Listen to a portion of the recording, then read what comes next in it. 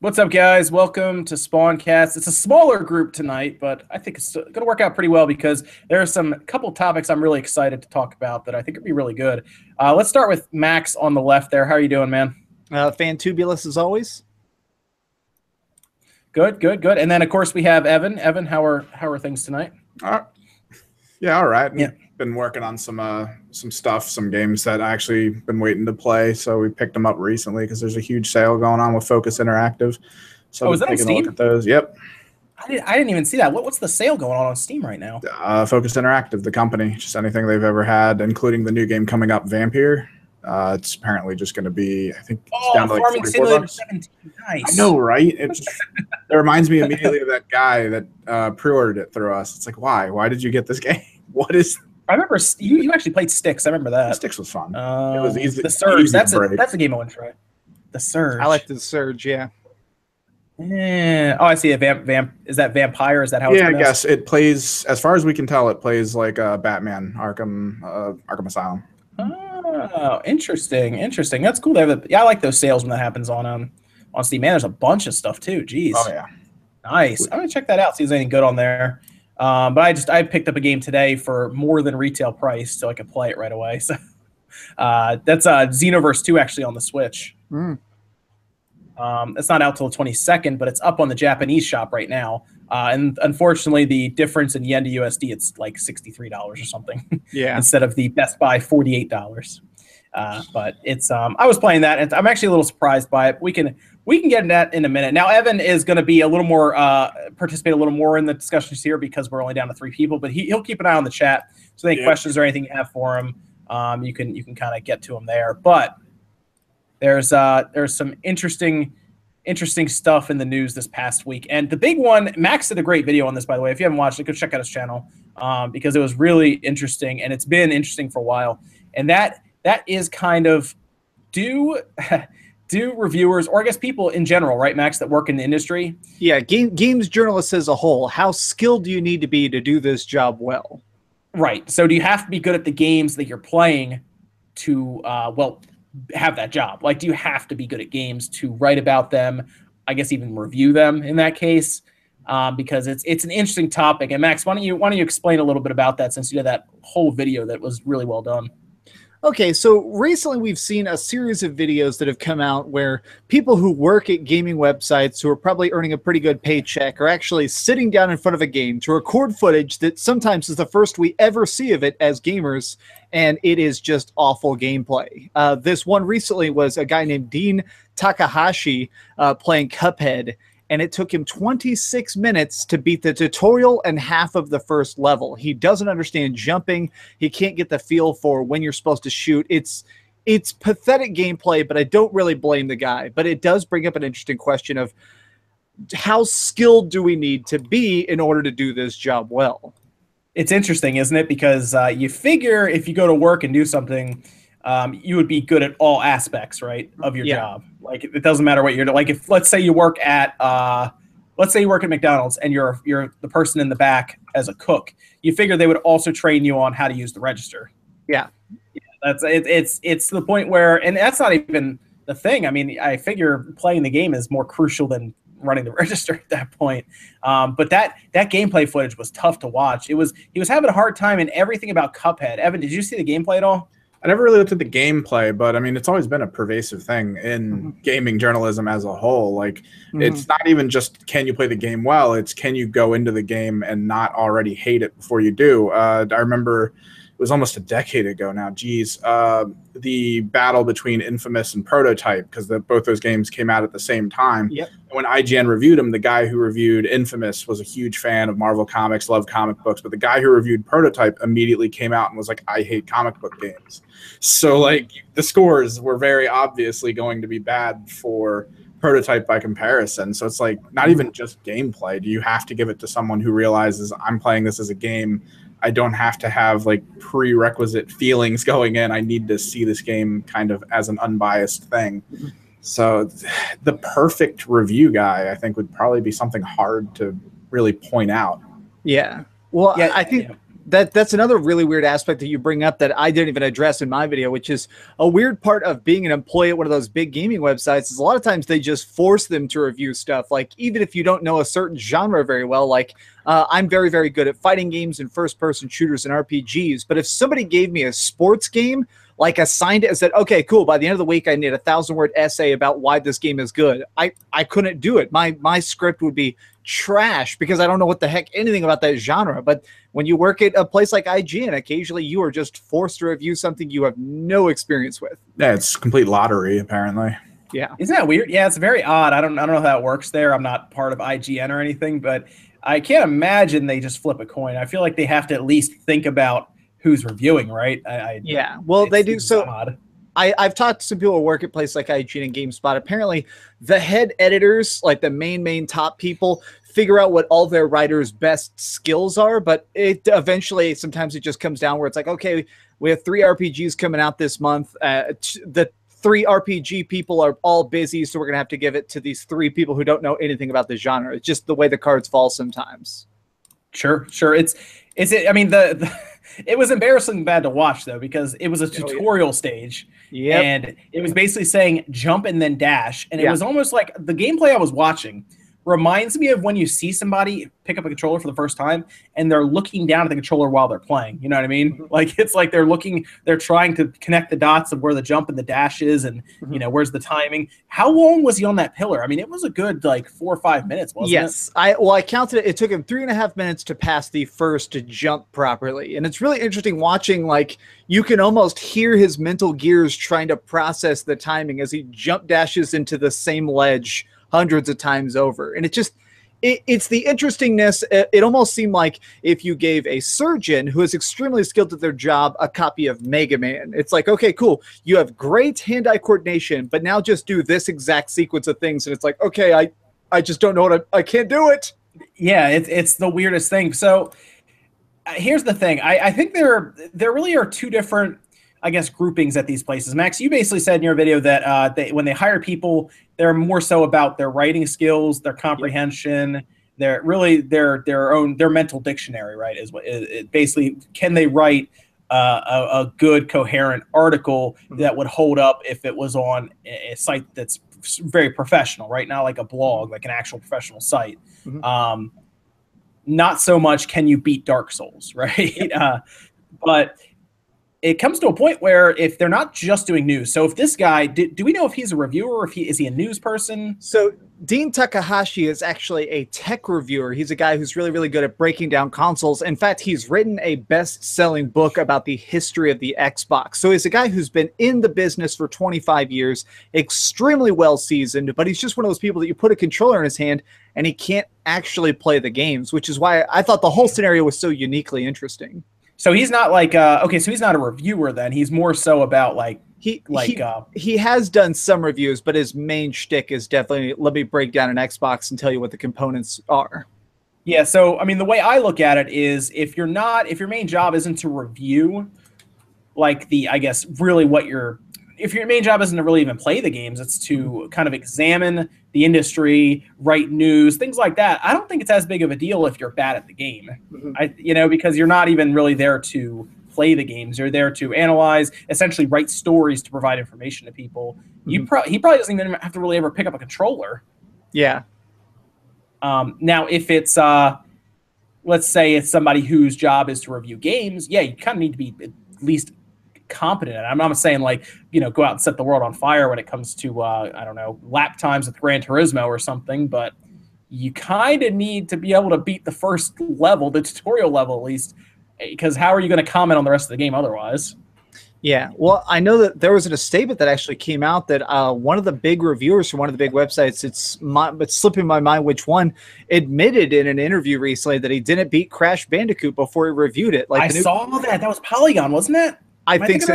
Yeah, and it was one of those things where they just said that the game was fun and interesting, but it just unbeatable to the person who was assigned to review it. And so, since they were the only person with a review copy at the company, it was kind of just like, okay, well, I mean, I haven't beaten the game, but I have enough screenshots that I can fake it, so I'm just going to write my review like I know the whole game. It's like, but if I remember right, he took points off because it was too difficult. Yeah. Wow, I don't know if it's that difficult because it's this. I mean, you played it, you reviewed it. It's kind of the same game, isn't it, as the original one? They redid how you land. That's the biggest changes. Originally, everything was programmed on as a series of rectangles because of the original PlayStation. Now things are technically rounded off. So if you land on the edge of something, you'll slip off. So you have to be a lot more precise with your like long jumps. But it's something that you can acclimate pretty quickly to, I felt. Like you get used to it basically as you play through it. You'll fail a couple times and you'll be like, all right, I got to land closer to the middle of this platform. Yeah. Man. It's interesting, isn't it? I think it's hard for a lot of gamers to grasp that they are probably better than most of the people who are out there reviewing games that tell them if the game's any good. Mm-hmm. I think it just blows their mind. Yeah. Well, I think a thing from the other side of the fence, I think something they kind of forget is like the average gamer buys 6 games a year and then plays those all year. That's like what statistics on average people come out to 6 games a year, whereas the average reviewer is playing 50 games a year. So it's one of those things where it's like people, when you have less time to master each game, you are going to be worse. Like I consider myself extremely good at the games I review, but if it comes down to like speed runs, like you said, I'm probably not going to be in the top 10. Yeah, like we usually, like I know you are, Max, as well. I have to pretty much jump from game to game consistently right now. Oh yeah. Like 5 games released on the Switch, for example, and then Destiny comes out, and I'm between my PS4 and the Switch left and right recording footage for Destiny 2 when Philip and I played, and then jump back over to the Switch to record footage for that, and then Xenoverse, and it's like you look back and you're like, I played like 6 or 7 games this week just for like YouTube and video capture purposes, and then I'm doing like retro stuff, and then I'm like, man, now I'm playing this game from 1994 or something, and it's like, man. It's all over the place. It is. And then people will see one video and they don't realize you're literally switching between game and game and game. And it's probably even crazier in like an IGN office, for example. Yeah. Well, and there's also the weird thing of sometimes I'll beat a game and I'm recording footage all through it and then I cut it together and I like make the video. And then before it even goes live, I end up putting another like 10 hours into it. So I get even better. And then my video goes out and you see like one sloppy headshot and someone's like, you're terrible at the game. And I have to be like, well, even since then, I've gotten better. But in this 40 hours, I can only get so good. Yeah. Yeah. Oh, yeah. Yeah. It's I don't know. It's an interesting topic. I think the idea makes sense that you should be good, especially if you're getting paid like they are. Because I'll tell you now, the people at IGN, they don't make peanuts. They make average to decent money. Yeah. Well, the problem is they all live in LA and they all think that they're super, super broke. Yeah. Or they all live in California. So it's one of these where decent pay there is not as great as decent pay. Like if I was earning that wage here in Texas, I could probably afford a better apartment. Yeah. Oh yeah. Yeah, absolutely. Before we go any further, I do have lighting all around me, but my webcam is having issues, but I have like actually a pretty nice piece of technology coming my way soon to actually hook up my really nice camera to the computer. So probably next SpawnCast, I will look a lot different. I have lighting, it's just my webcam is just doing weird stuff. But any visual is better than, I guess, nothing. So that's the way I'm going with it. Okay, so did you guys see that there is everyone's talking about it now in the chat. We'll address it now. There is a rumored a Nintendo Direct coming in on Wednesday. Yes, I heard that. I don't know what to expect, but that's pretty on schedule. Yeah. I mean, it's been a while. It's actually been a long time since we have a Nintendo Direct.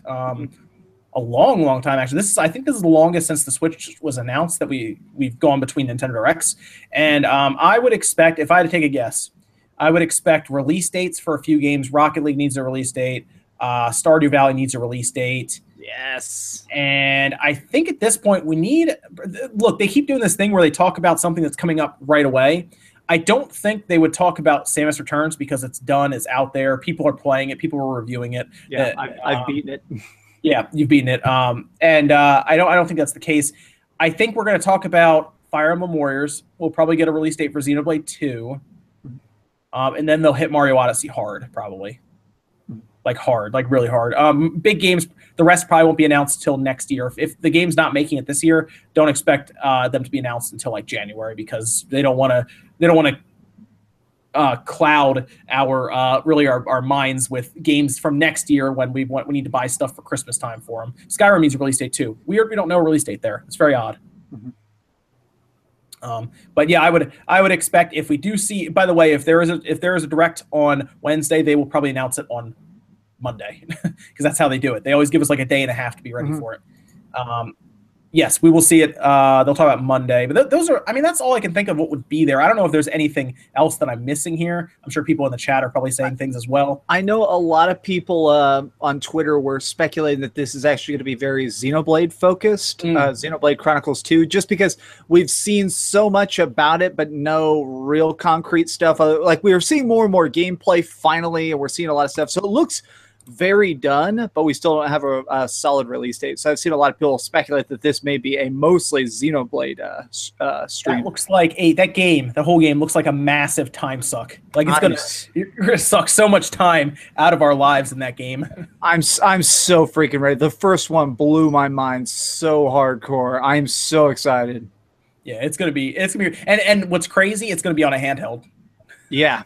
That should blow people's mind. I can't believe that doesn't blow more people's minds. The whole fact that something like that is going to be on a handheld. I know Zelda is on a handheld, but I'm pretty confident Xenoblade is going to dwarf Zelda. Yeah, like, well, the first one, Xenoblade Chronicles, coming to the 3DS originally was crazy. I mean, it was just so giant. Do you want to not mess with that, cat? That'd be nice. Thank you. She's messing with the bag, but yeah, it was so just. I mean, the fact that every level of that was just these humongous environments, and just walking over hills and seeing like giant robots in the distance. It was crazy that even ran. Yeah, on a 3DS, absolutely, yeah. But it's gonna look good on the Switch, and it's gonna be portable. So it's going to be interesting, especially after I got done playing Xenoverse 2. I know Xenoverse, Xenoblade. I posted on Twitter, and people were like, you were playing Xenoblade? Oh, I got really excited. Especially after playing Xenoverse 2, which is a full PS4, Xbox One game, which it runs surprisingly well on the Switch, is all I'm going to say. I think it's going to be interesting going forward with the Switch for some of these games that come over. Like, I think LA Noire, which we'll get to in a second, is the next one that a lot of people are really curious about when it comes to comparison, because, you know, Digital Foundry's going to do their thing, and that's fine. But just at face value, when I was just playing Xenoverse 2, I was sitting there, like, shocked at how close it is to the PS4 and Xbox One version. It's close. It's very close. Yes, okay, so LA Noire. You guys saw the announcement, right? It's coming back. Yep. I was saying on Twitter, I honestly never believed those rumors for a second. And I know I'm one of the few. Everybody now is really throwing it in my face. But when I heard those rumors, I was like, that's cool sounding. Didn't believe it at all. So this is a huge shock to me. Yeah, I mean, it's interesting. And the one, I know a lot of people are excited for the Switch version, and that's fine. We'll get to that in a second. But we have VR support for it. Mm-hmm. Think about that game, because the whole point of the game is to read the person across the table from you, and then you have VR where you're like face to face with them, and you're really, you're scrutinizing them, and you're staring them down. Mm-hmm. That seems like it would be perfect for like an HTC Vive. Mm-hmm. Well, especially because looking at your notes, that was like the one complaint I ever had about the game, is how someone will be like, I didn't murder my wife, and then you spend 15 minutes with their whole screen full of like notes. It'll be cool with VR because it'll make it where it's all on one, of like, I look at this side and it'll probably be like all my notes will be right here next to that, and then I see them, and then I basically have my selections right here. So I think it'll be a lot more intuitive. Mm-hmm. Yeah, it's gonna be really interesting. And then they talked about how there's going to be extra features added in for the Switch version. They also talked about how the PS4 and the Xbox One version is going to look really good, and it's going to have 4K support. Mm-hmm. So that's cool if you're like if you have a big 4K TV and you're I guess a graphics junkie with that. But then they talk about the Switch they didn't really go into it, motion controls. I'm not really sure what to make of that. I know there are parts in the game where you pick up a pipe, for example, and you kind of rotate it around and look at it. Yeah. I don't know if that's how they're going to incorporate it. I don't know if they're going to incorporate gyro aiming, because now that Splatoon 2 really showed how well it can be done with something like the Switch, a lot of people want motion controls for aiming, which sounds crazy, during the Wii era, right? When that came out, people were like, motion controls is gimmicky. And now Evan even said himself, it's as close to keyboard and mouse as you're going to get with a console. It's interesting. I for some reason, I don't fully think that I don't think Nintendo likes the idea of us actually holding our Switch Joy-Cons and pulling triggers to shoot people in the back, which you do a lot of in that game. So I'm not sure they'll go that far, but I definitely think it'll be for detective mode. Did you see that great image? Somebody made this great Photoshop like the second the news came out, and it says, it says, is that with Mario? Yeah, it's like this DLC for the Switch version of LA Noire is crazy, and it shows Mario looking like a detective, and it's like, you kidnapped the princess, and then it shows Bowser in his pimp suit being like, you can't prove anything. Yeah, who did that? Was that what's his name? I think it was I don't wanna mispronounce 9 it. Volt or Mario or Wario 64. I don't remember who. Yeah, I thought it was Wario 64. I think. Mhm. I feel like it was Wario. Yeah, that dude's that whole account is awesome, by the way. Yeah. If you don't follow Wario 64, you should be. Yeah, that's gonna be interesting. I mean, the fact that it's going to release in parity across the board is interesting. And apparently, according to a lot of places, it's going to be $10 more, which we assume is because of the cartridge cost at this point. But of course, it's portable, so people are having this thing where they're kind of going back and forth. They're like, yeah, it's $10 more, but it's also portable, but it's $10 more, and it's not going to look as good. So it's this weird give and take. Maybe you do like the portable aspect and you're fine with the extra cost, and maybe you're just annoyed because it doesn't look as good, but it costs more. Mhm.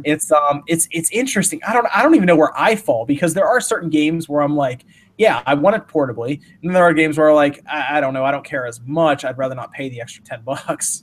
Yeah, well, and this is a game where details are extremely important, so I understand the 4K support. The idea of trying to play that on a tiny screen, I don't think I'd really enjoy. I'm not sure I'm gonna buy this. Like, it's cool, but I beat the game so recently. I only beat the game like 4 years ago, and I beat it on PlayStation 3, and it was a great experience. But it's one of those things where it's like, I'm not sure I want to go back through it. If I do, it'll probably be on either PS4 or Xbox One, and I just want to get it so I can do all those DLC cases I didn't get to do before. It was really funny, Evan. You'll think this is funny. I called the game average on Twitter, and people weren't happy. I really like it. It's good, but it's also sad. Like, that thing literally had development hell, like crazy bosses working people like slaves to get it done on time. I don't want to spoil the ending, but like the ending. I liked that though. Really? I liked that, and I liked there were all those leaked notes. They were trying to do a sequel for a while called the Prostitute Shantytown, and it was gonna basically it's a certain term, actually, like how LA Noire is referencing like a certain era of detective right after World War II.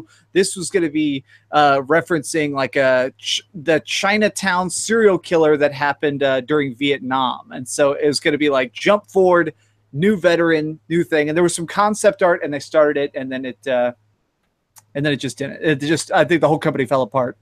Okay, I mean that'd be great for YouTube. That'd be demonetized instantly. Yeah. You got what? You got slutty people in your videos. And then now it comes down to this, because this is a bigger deal than just LA Noire, because this is the first time we've seen Rockstar come back to Nintendo since Chinatown Wars on the DS, and that was back in 2009. It's been almost a decade since Rockstar and Nintendo worked together to release something on their system. Mm-hmm. And it seems like a bigger deal than just LA Noire, because what if LA Noire actually sells on the Switch? What if LA Noire sells better on the Switch than it does on the Xbox One and the PS4, for example? Mm-hmm. Does Rockstar look at that and go, huh? And then runs back, to their headquarters and start developing for the Switch out of nowhere. Mm-hmm. Well, it'd definitely be interesting. And I've seen a lot of people speculate that if this could just be something that it's a lower risk project. They already did so much work on the PC version. It was probably pretty easy to convert it to the Switch. So now it could just be like, if this sells well, then we'll try getting more of our PC games and put them over there.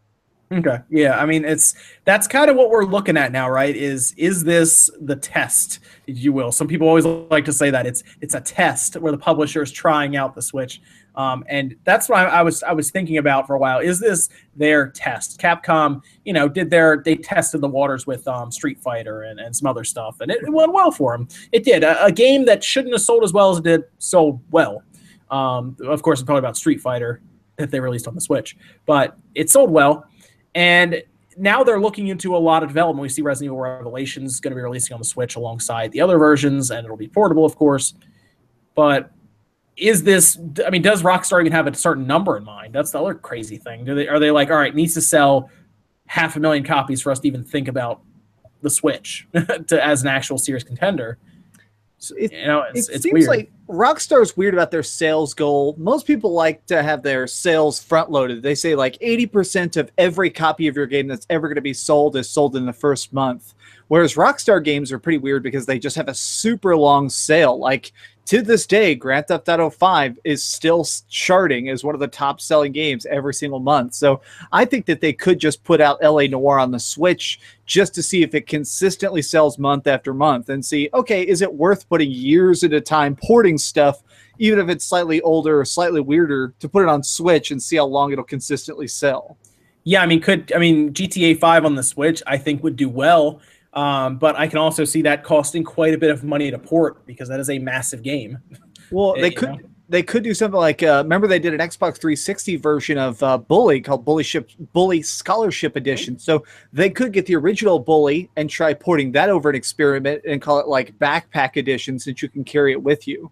Yeah, that's a good one. Backpack, nice. Yeah, I would buy it though. I would buy Bully again. Oh, same here On the Switch, absolutely. Even if it's like $30, I would still buy it because it's portable. Yeah. But it's an awesome game, and I think a lot of gamers now weren't playing games as heavily on the PS2, for example, when that was really first came out and people made a big deal about it. To this day, the 360 version still the best version. Very odd, right? Still the best version, even over the PC version, which is weird. I don't know how the PC version is so messed up still. Is this Gimpler to Happening? Hey, wait, I feel like we've seen them before. Gimpler to Happening. That sounds familiar. Maybe that was last stream. Every time I finally catch a stream, I would donate. So glad I caught one. Hoping for Switch. Okay, so Gimpler is hoping that this is going to jump back to that Direct for a second. Gimpler is hoping that the Nintendo Direct would possibly be about the Virtual Console. Something we have yet to hear about. I don't think it's going to be about the Virtual Console. I'm going to tell you why. Because the Super Nintendo Classic is out in like 3 weeks. Yeah. That's the only. If there was no Super Nintendo Classic, I would say yes. This could be the Virtual Console. But they do not want to cut that hype train down, if you will.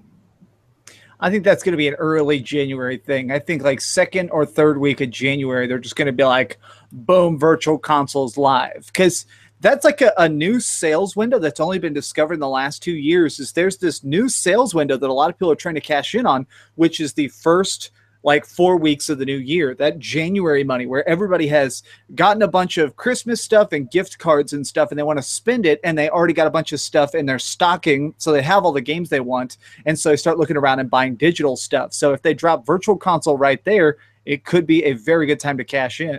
Yeah, absolutely. But I would expect them to. Nintendo, especially with the Directs recently, has been more about the what's now than what's in the future. Especially right now with Christmas time coming up, I would expect them to push pretty much everything that we don't know release dates for example, just push those heavily in their Direct. And we probably wouldn't see anything new unless it's coming out this year.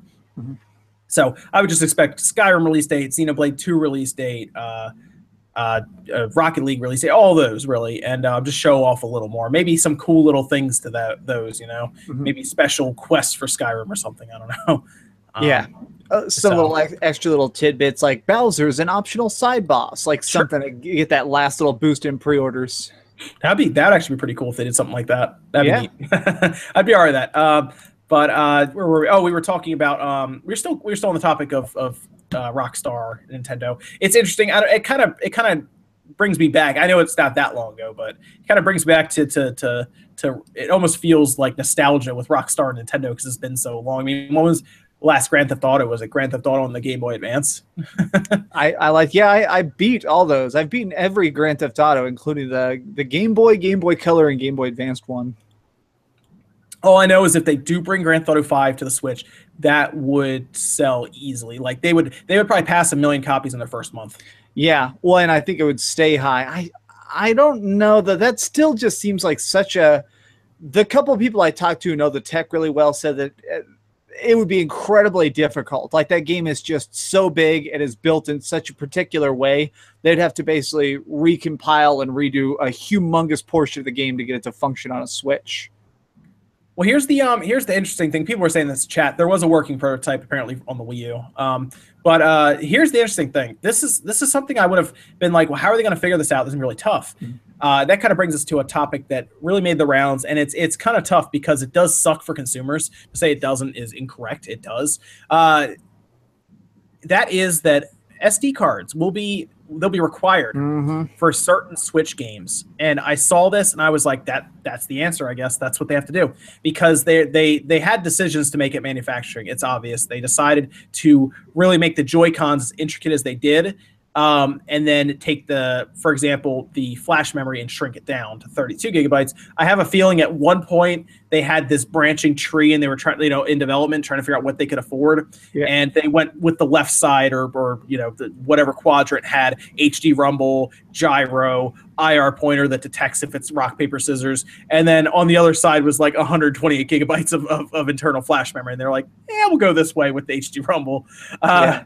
And it's just, that's the way it was. They had to sacrifice some stuff to make that happen because no way they could have brought the Switch out for $400 with a 128 gig and then made you buy that one. They did it with the Wii U. It confused people. It didn't work. You want one SKU and that's it. And that's just, I don't even think people would want to pay more than $300 for the system just because it has a larger space, especially if they find out there's a micro SD card in there. They'd be like, well, give it to us with a smaller size and let us decide what space to put in there. It's crazy. One of those things that everybody thought was crazy when they first announced it. But remember the Xbox 360 Arcade Edition? Oh gosh, dude! I sold that thing. Don't get me started on that. Yeah, well, even the PS3 had its edition that didn't come with the hard drive built in. Yeah, but those things still actually sold pretty dang consistently. I can't imagine to who, but there is a demographic of people who don't care about saving games at all, apparently. Well, they do, but they just don't understand it because a lot of them came into our store with their PS3s, and they were just like, hey, we bought this because the guy at GameStop said it was the cheapest deal, but we realized we can't get any games on it. We're just like, okay. It was hilarious. Yeah, there was a lot of people don't know this. I remember it was sold at Walmart and GameStop sold it for a little bit, but it was heavily sold at Walmart. It was a 12 gigabyte PS3. No hard drive in there. It was all flash memory. It was, I want to say it was like $160 at the time. And that's why it was so cheap because it had 12 gigabytes. Well, you can't install most games on that. You just can't. It's so funny.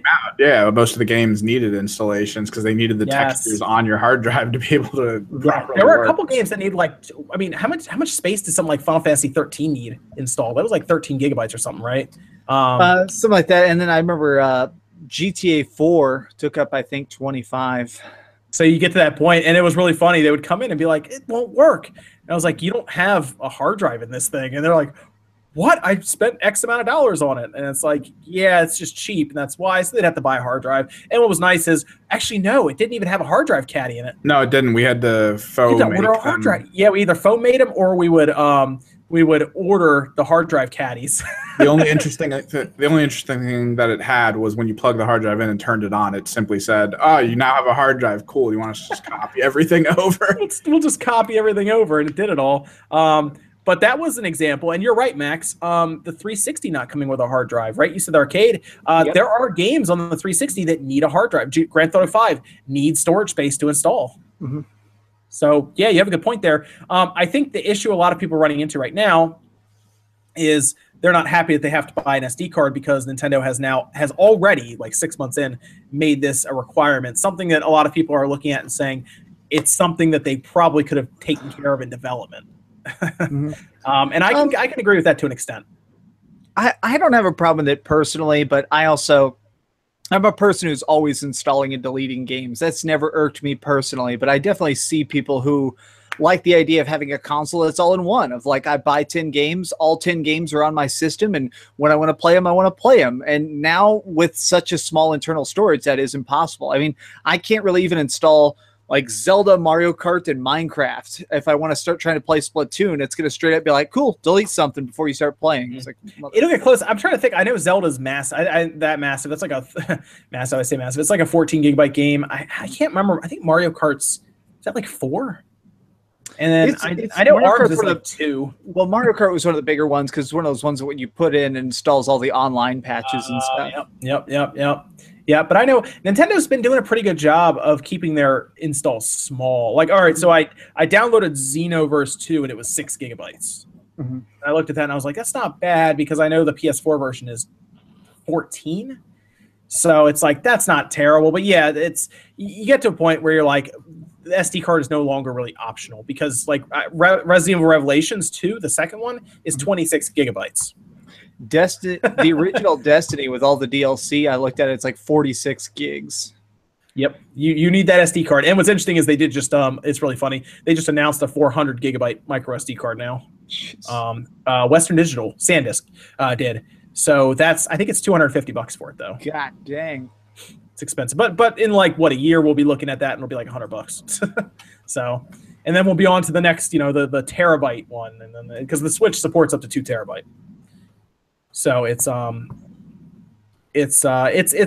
working its way up there, but Nintendo had to do something here. It was either release a system with 128 gigabytes and all this stuff, and it's $400, or just let people decide. You're not going to make everybody happy. I think just people are frustrated that, well, you need to buy an SD card already. Yeah, well, at least it functions. I feel like that's the most important distinction. Is like stuff like the Vita basically did not function at all without the memory card. Whereas like I actually still don't have a memory card for my Switch just because I haven't bumped into that wall yet. I'm probably going to order one now, but up until now, like I just installed the 2 games I'm reviewing, play the heck out of them. If I get bored, I delete them and install them again later. So yeah, honestly, the money per gig, I would go for like a 128 if you haven't already had one in mind. Go on. I haven't done any research. That's good to know. Thank you. 128. Yeah. All right. Yeah, we'll see. Unlike whereas when I had my Vita, like you basically can turn your Vita on or arrange some folders and then like order a memory stick online because it can't do anything without it. Yep, mortgage. Do put a second mortgage on your house or a memory card. Exactly. Well, I mean, it's one of those things where it like doubled the price of the console. It's like $150 for the Vita and usually another $100 for your memory card. A lot of people don't remember this. When the Vita first came out, and the SD and well, their SD card, I call it SD card. Their memory cards came out. There was a memory card shortage, and it was actually, I think 1.5 times the cost of what it usually was. So like a 32 gigabyte card was over $100 at the time. Yep. Which is insane. I think that's what I have because I had a Vita full of PS1 games, so I got a decent sized memory card. Yeah, it's insane though. I mean, even now they're still expensive, and the Vita barely exists. Yeah, it's crazy. Yeah, so that's kind of where we are now. You need an SD card. You buy one, I guess, at checkout, but it is definitely anti-consumer. I will say that, and mostly because you need it for any of the bigger games coming out. I have a feeling I already know NBA needs one. They already said that. We already know Revelations 2 needs one. In fact, when you buy the double pack at physical retail, you get the cart will be the first one, and then you get a download code for the second one. Jesus, is how it's going to be. Yep, that's how it's going to be.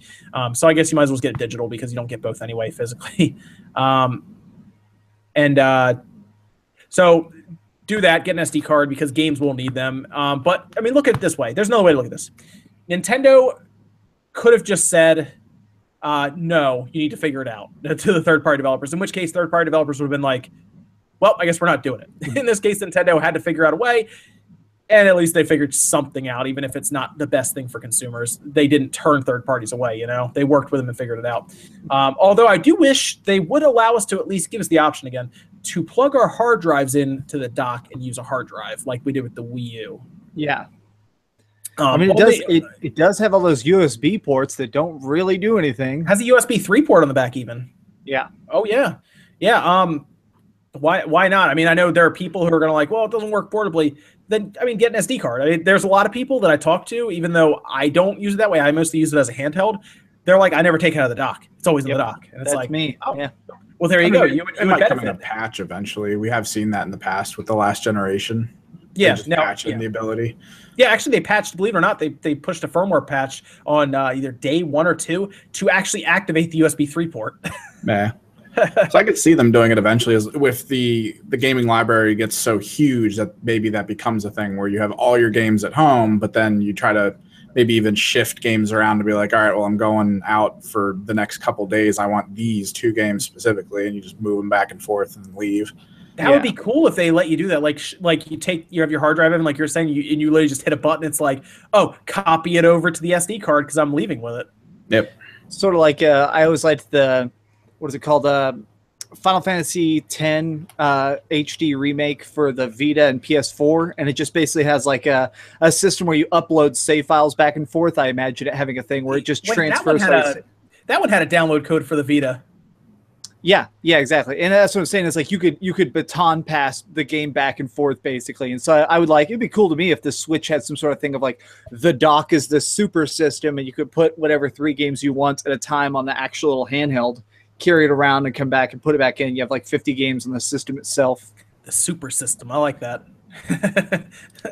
If Nintendo themselves doesn't do it, hackers certainly will. Hackers are already messing with those USB ports. Like I've got one of these adapters that makes where I can use a PS4 controller on my Switch. I ordered one. Yeah, I ordered. It actually lets me use my Xbox One controller on it. Yep, I think that's super cool, and it's one of those things where it just shows people are already really getting into the guts. Yeah, that's gonna be awesome. And I ordered those clear Joy-Con shells too. Nice. I'm actually kind of excited to try that. I pre-ordered one of those crystal PS4 controllers, the new see-through PS4 ones. Oh, dude, those look so old school, man. They look like the old PS2 controllers. Yep. I love that. I still have a bunch of those. I have like the old wireless ones, so it's gonna be me being like, check it out, it's 2002. Woo! Did you order it on Amazon? No, I just did it through PlayStation. I had a link, and it just took me to their store. I do everything through the PlayStation store. Oh, I'll have to check that out, man, because I really like I like those. But what I really want alongside of that is Nintendo to man up and put out a atomic purple Joy-Cons. That'd be awesome. Even in that slight downslope that the N64 controllers have. Oh, yeah, sure, why not? I think it'd be pretty good. Dude, get crazy with their Joy-Cons, man. People will buy those things. Yeah, and I feel like companies need to get more into that of being like, if people are asking for it, just make 10,000. If those 10,000 sell, make 10,000 more. If they don't, you didn't really lose that much. I mean, just literally make a company, a factory that's just spitting out molds. You know? Yeah, it's just man, that'd be so sweet. Have that. I think the clear plastic one I have coming, by the way, I think it also replaces all of the face buttons with Super Famicom colors. That's awesome. Yeah, so I'm pretty excited for that. That's a big thing in the Dreamcast community. Like all the super high level Dreamcast collectors get the custom clear molds so that your Dreamcast looks like this giant glowing orange cube. Hey, do you have a broadband adapter for your Dreamcast? Yes. Man, I see. I was either gonna find one or because I'm gonna try playing Phantasy Star Online in the future. Oh, the new community stuff, yeah. Well, I found a guide where I can use my Raspberry Pi for something called Dream Pi, and it lets you play your Dreamcast on your Raspberry Pi as like a protocol server. And it lets me play it online, but I need to get a 56K to USB modem because you play through 56K. Yeah, that stuff. I have, since obviously I'm Dreamcast guy, I have everything for the Dreamcast. Everything, all the rare controllers, the keyboard, the microphones, the mouse, everything. Yeah, they're still expensive, aren't they? The broadband. Yes, because now all the hackers want them now. Ah, man, that's too bad. I thought they dropped in price for like a little while. It did. This is the time where they're going to be the most expensive because obviously today is the 18th anniversary of the release of the American Dreamcast. Yeah, I saw that. I was like, oh, that's it. I'm not going to be able to get one now. Yeah, they're like anywhere from $150 to $200 still. Man. It's like the GameCube component cable. That's always going to be $200.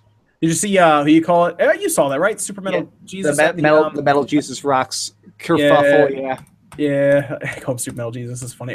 Yeah. That they hit it and they like shorted out their entire system. So it's interesting. But that looks so cool to have HDMI running out of your GameCube. So yeah, well, and it's one of the things for Dreamcast or GameCube and Dreamcast really upscale cleanly. I have this box. I have like a big box that basically makes my Dreamcast HDMI, and it looks super good. I still play Dreamcast stuff occasionally, and it looks super good in HD. Yeah, I was trying to figure out how I was going to capture it, and that's, I guess, the way I'd have to do it, go through a bunch of converter boxes to come out HDMI. Yeah, well, yeah, the easiest way to do it is to RGB to HDMI, and then HDMI into your capture card. So, I mean, it's like $100 in cables, but it's the easiest way to do it. Is that how it works though that way? So yeah. Wait, you have a box, right? Yeah, I have like the best one. I think it's hooked up to my TV. What is it called? It is the retro bit. This thing, and as you can see, it's Dreamcast frequency is going in, and then the RGB is coming out. So it thinks it's like a computer monitor, and it goes into my TV. My TV has like a computer in. Wait, can you hold that up again? Let me see. Yeah. Okay. Sorry. We just That's very close to something we've had rocking for a while. There we go. The retro bit. This one, I mean, I swear by it. I love it. This is like the best one that you can get for like I think it's like $40 or so. That's not bad. That's not bad. I wanted to do like a Dreamcast night where I play Dreamcast games. That'd be awesome. Somebody in chat's talking about Grandia. Grandia 2 on the Dreamcast is seriously, in my opinion, the best RPG combat system ever. I own every single Grandia game, including the Japanese exclusive ones. It's such a great series. Mm-hmm. Yeah, that's man. The Dreamcast is such a cool system. I would love to do seriously just stream like us just playing Phantasy Star Online, actually online. Yeah, I don't want to spoil my video for this week. It's funny that everybody keeps mentioning that to me, but I actually had to record a bunch of footage of that because I'm talking about Phantasy Star Online for this week's top 10. Oh, cool! Very nice. Yeah, that's gonna be neat, man. I'm gonna check that out. I actually usually watch your top 10s pretty much every week. So they're fun. They're the hardest thing for you to make, but they're still like they're so fun. Hey, we got Sean Long in here. Yeah, he got back to me and he was like, "Oh, I missed it on Twitter," and then he says he's just like, "I'm coming. I'm on my way." We were actually just talking about Dreamcast too. Nice. Could have used you for that. We were just talking about Phantasy Star Online. Maybe doing a stream for it. Actually, play online with Phantasy Star Online. Oh yeah. It's crazy that one guy, Stack, has a private server you can access to this day to play on. So you can still play on the Dreamcast right now. Yep. You can play on your computer also, and anyone's computer, like a potato, will play it. So yep, it's you could just download it for free and play it. Yeah, you missed some of the interesting topics, Sean. We talked about gamers, reviewers being terrible at games and if they should be good or not at it. What was the general consensus? I would say, do you want to weigh in? I'll run down the topics. You can weigh on in some of the ones you missed. And then we can move forward from there. Our general consensus is that you should be good enough to beat any game that crosses your desk, but we understand that occasionally you're going to be assigned something that you're not the best at. Yeah, I mean that's fair. Like you should have, if you don't have basic knowledge, like a lot of people, equate it to sportscasters or whatever, and they say, oh, a lot of sportscasters, they don't play sports. Yeah, but they have the knowledge of the sport to be able to talk about it. They understand how the sport works. If you put them on the field, they may not be in the best shape, but they would understand, what to do or something. So yeah, that whole thing was a travesty. Yeah. Mm-hmm. Yeah, it's but then we talked about how Crash Bandicoot. Did you see the review for that at Polygon, where they where he couldn't finish the game and he even took marks off because it was too hard for him? Yeah, that's I mean, there's certain things, like when I'm reviewing a game, like if a game is challenging, like I'll mention it, but I won't necessarily hold it against the game. I may list it as a thing that some people, maybe younger gamers or more casual gamers won't be able to get, the full experience, or won't be able to, they'll probably get frustrated. But that's not necessarily, you can't just blanket it for everyone. So. Well, that's why sometimes if I'm reviewing a particularly hard game, what I like to do is focus a whole part of the script analyzing its balance of being like, okay, is every boss at least consistently hard, or is there's just like this third boss that's pointlessly stupid as like a brick wall? Like Dark Souls 3 was one of my favorite games of last year, and it's super, super hard, but it's so fair hard. That's why I hate when people are just like, oh, that game sucks because it's too hard. Like, okay, well then you suck. Well, I mean, that's like, honestly, I actually just finished my written and voiceover for Samus Returns, the review on Nintendo Enthusiast. And that game was actually surprisingly harder than I expected it to be. I just, all I did was like, oh, okay, I need to adjust my play style. I need to be more cautious. I need to, use the melee attack more to get my health back and stuff. And find save points closer to bosses. That was something I had to get in the habit of, because I kept just being like running through the whole thing and find a boss. I'm like, oh, okay, well, I'm screwed. Okay, I need to find a save point so I can get full health and then take it on over and over. Exactly. So it's you have to adjust to the game. Every game is made differently with difficulty levels. So is what it is. I said if you're a newscaster, like someone who's just doing news, so I'm sure they divide them up. Probably doesn't matter as much as if you're a reviewer. Like I have a feeling some of the people who do news writings over at IGN or even videos, like the girl who's the host, for example, they probably don't even have to touch the controller their entire time they're there. Right, and then they're just reading a transcript or something like that. They got the teleprompter in front of them and they just read it and then go home. That's something I've always disliked. Like most people, I think most women in the games industry are actually extremely talented. But I always had a personal annoyance with Olivia Munn because you could tell that she was just repeating things all day long. You could tell people would like tell her like 10 hours of gameplay, like, let me explain this game, and then she'd turn around and get on camera and go, hey guys, I just beat Dark Souls. Like, no, you didn't. Who's the chick on GameStop TV? Andrea Renee. Yeah, is she legit? I don't know much about her. So Andrea Renee is the type of person, she's not great at games, but she plays them like 50 hours a freaking week. And now she's married to like the head of Xbox's PR or something. Like she is like, but I've seen her, I see her online occasionally on PlayStation. She plays Destiny with like this hardcore ass crew. So she's one of those people that she talks the talk, but holy crap, does she walk the walk. Yeah, I was actually in GameStop yesterday, and she kept like popping on. I was like, I wonder. Yeah, I was okay with like back in the day. Obviously, this is on TV. I was okay with like Morgan Webb. I was all right with her. But yeah, you're right. It's tough sometimes. There probably are quite a few girls, even guys. Obviously, as we saw with Cuphead. that just don't play games. So yeah, and that's a thing I've seen a lot, which is like. I love Colin Moriarty. I was a big Colin Moriarty fan when he was in the games industry, but he said all the time, like his whole point of existence was to get a journalism degree so he could cover history. And then he just happened to get this job at IGN. So he just decided to do that for like 10 years, but he never at all wanted to be a games reviewer. It was just like a thing he fell into and it paid good. So he just started doing it and he had talent at it. But I think a lot of journalists have that where it's like, okay, I need an opening and I don't exactly want to write about the weather. So I don't want to apply at the Weather Channel. I guess I'll try IGN. So it's like, oh, I guess I'm just going to talk about video games now. Oh, here's a mild Dreamcast question for you, Max. Phantasy Star Online 2 on the Switch. Do you think it'll happen? I'm not sure on the Switch, but I'm not sure. From all the rumors I heard, they're still not even sure they want to bring it to America. They did an American beta in February that I couldn't get into, but I heard it was really good and very, very final. And since that American beta, we haven't seen anything else. Yep, they just like to leave that page up to taunt us. Yeah, it's ridiculous. I really want to. I love Phantasy Star. Obviously, have you Phantasy Star Portable. Have you played online too? No, not at all. I've watched some gameplay. I haven't seen a single bit of it though. I'm so ridiculously hyped. You can play it in English right now. You have to jump through some hoops, but you can do it. I may do that just for the hell of it. When winter break comes up, I'm trying to take a week vacation at the end of December, so maybe I'll just sit down and go into the Phantasy Star zone. Yeah, go in the Phantasy. It does look fun. The game overall, and it runs on junk. Like I'm not even kidding. I think it requires a 7800 GT. To put that in perspective, that was a video card that was top of the line. I think when I was exiting middle school, entering high school.